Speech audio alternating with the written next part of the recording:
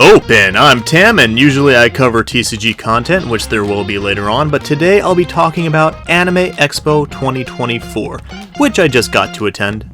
Anime Expo, or AX for short, is a ginormous anime convention with some 400,000 attendees or so, every year on July 4th weekend in LA, and has been running since 1991 in the SoCal area one way or another, although it did move a couple times prior to 2007 or 8, I forget.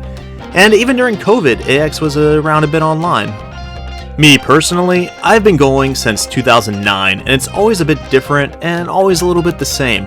There isn't a complete walkthrough of the con in this video, and most of the video clips will almost be entirely random, as this kind of ADHD just drove me to film in 5 to 30 second intervals, because honestly when I'm going through Anime Expo, I'm just enjoying my time there. But I will break it down into a couple of parts as we go through.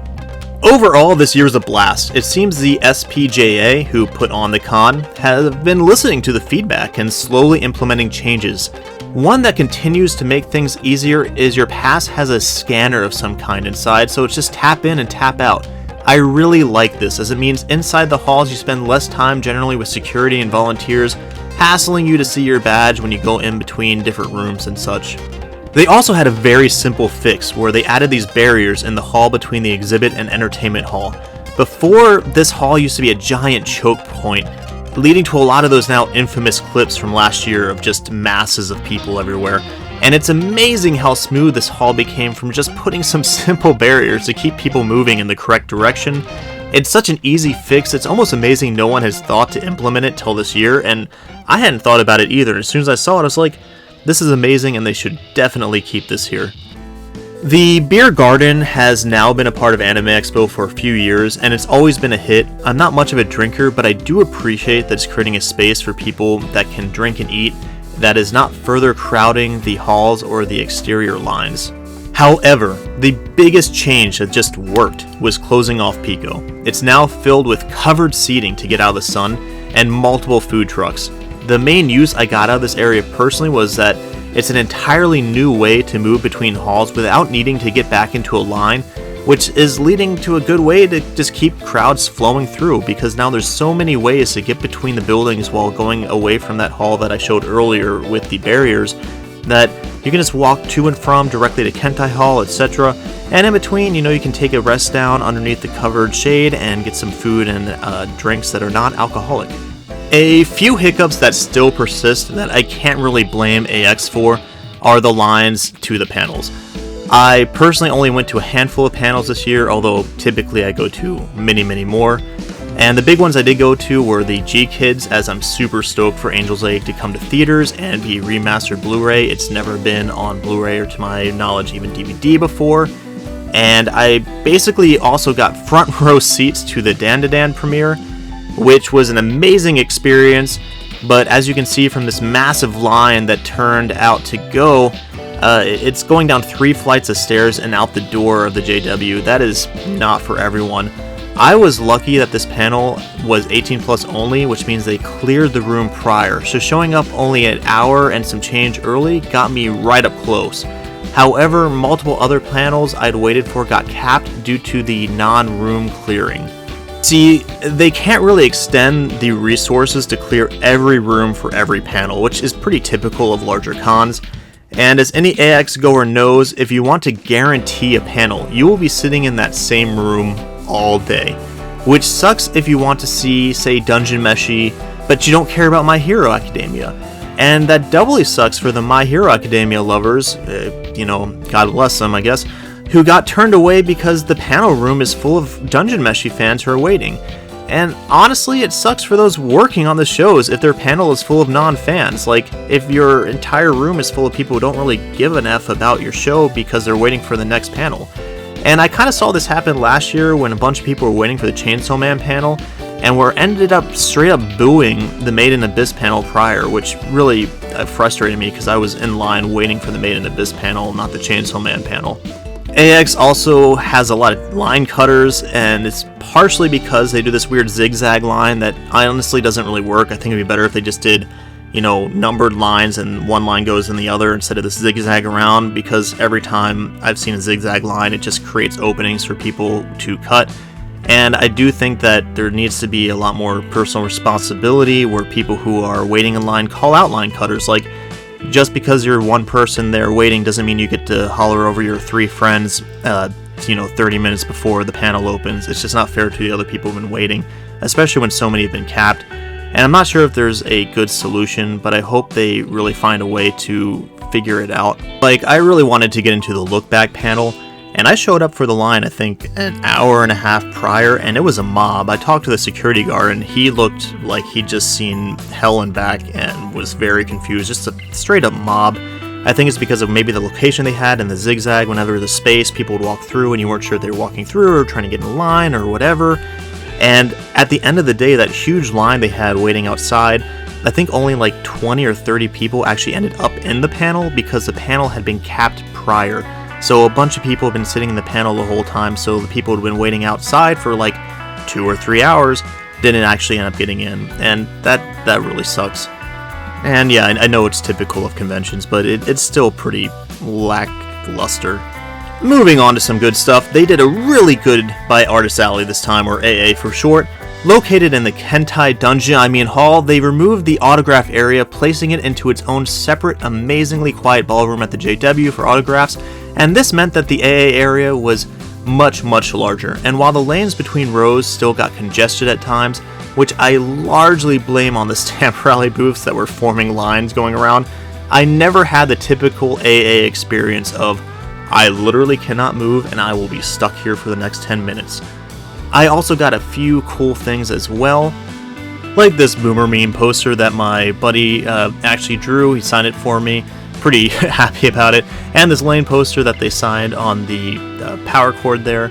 Got this little No You Yugi. I do love the Yu-Gi-Oh manga. I did play Yu-Gi-Oh for a long time, but I'm more into the manga at this point. And I have a couple Ita bags for it. Got this baby girl postcard holder. These postcard holders are all the rage for, I think, K-pop fans to put in their little pictures of their Oshi or whatever. I thought it was funny. Same with this jar meme postcard holder. I kind of wish a lot of these postcard holders, or I'm not really sure what they're called, would fit trading cards or be made that size, but I understand, you got to go with the people who have the most disposable income for these kind of little trinkets. Got this from the Faku booth. It's Caruso-chan, and it's definitely, some mayonnaise inside of a balloon and nothing dirty. Get your mouth out of the gutter. This little frame, very cute. I wish it would fit a trading card, but I can definitely print something out and put it in, or maybe even cut it. It has a little stand there too, so you can kind of put it up. And I went ahead and got this Sanrio Cardcaptor Tomio.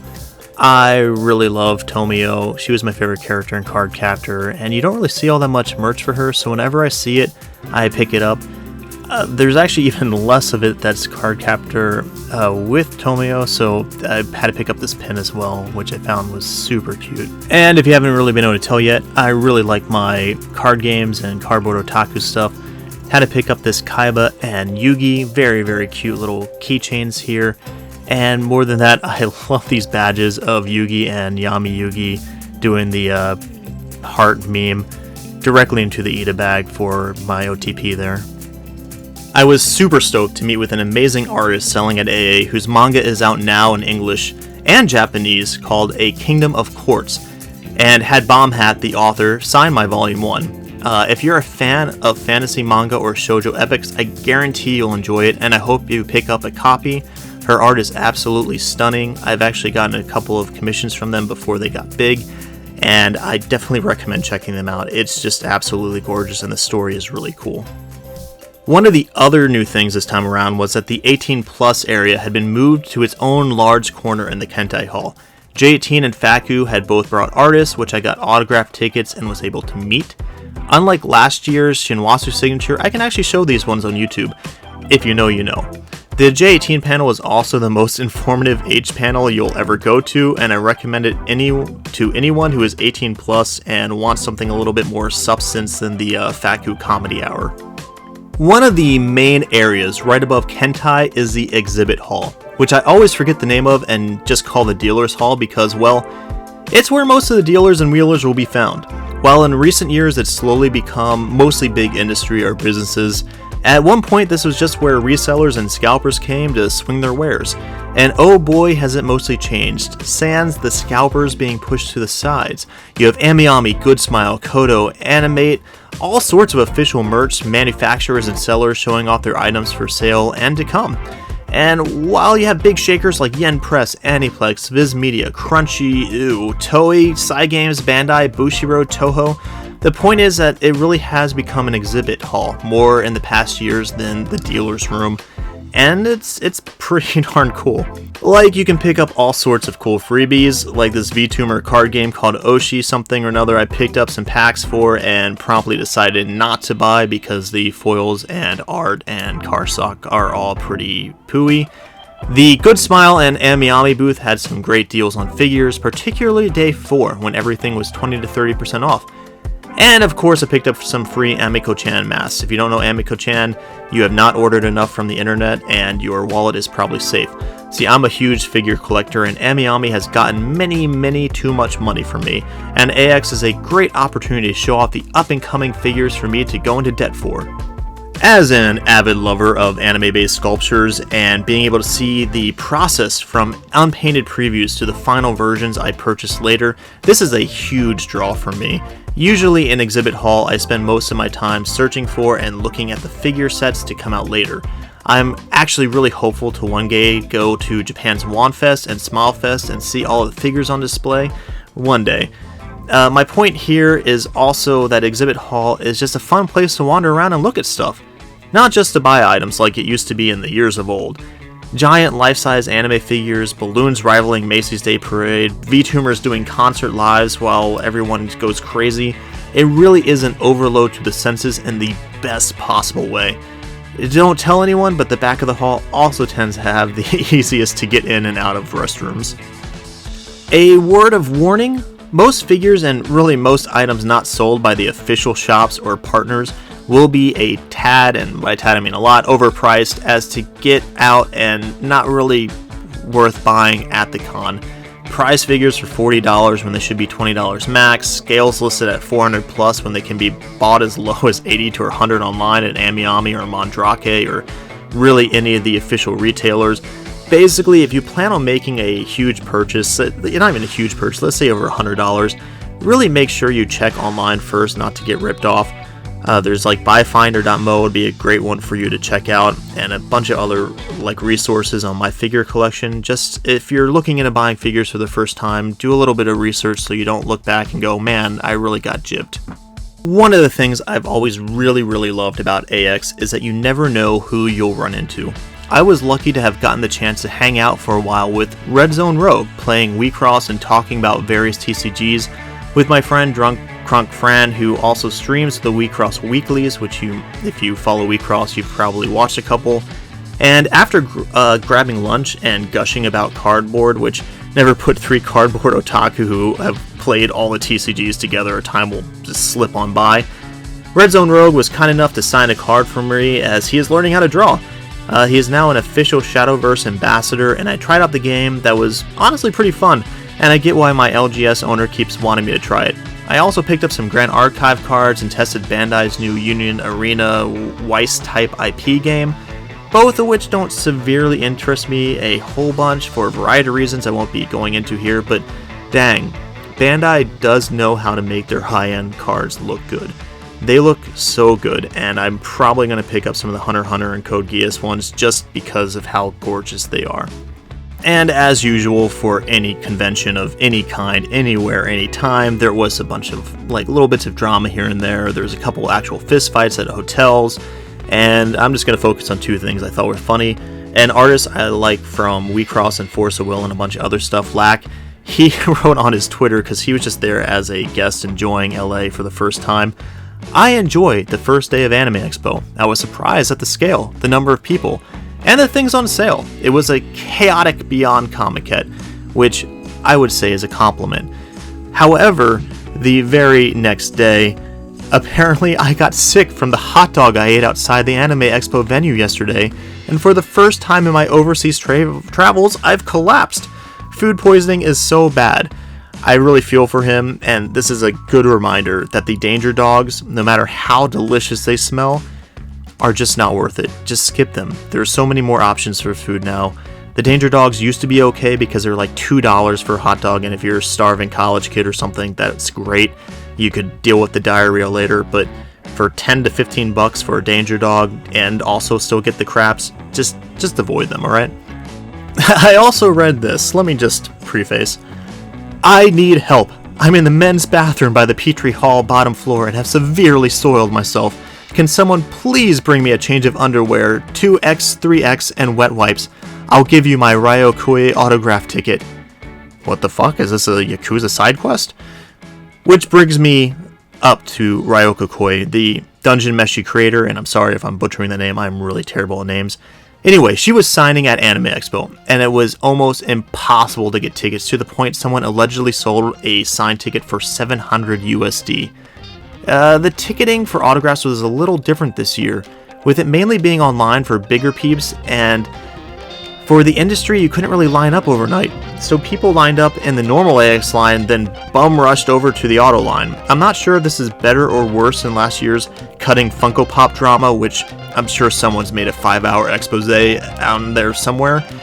However, my point being, if you ever want an autograph, definitely show up early, like a day or 5 prior, and maybe read the AX official Discord discussion on it from those that autographs are their main draw to cons. There's a lot of people that only go to cons for autographs from their favorite people and creators, which I really respect. It's a cool thing to go and do. Just, don't get screwed over, do your research prior so you're not just waiting for nothing. Despite the crazy bits of insanity, overall AX this year was really well managed, and one of the better years I've gone.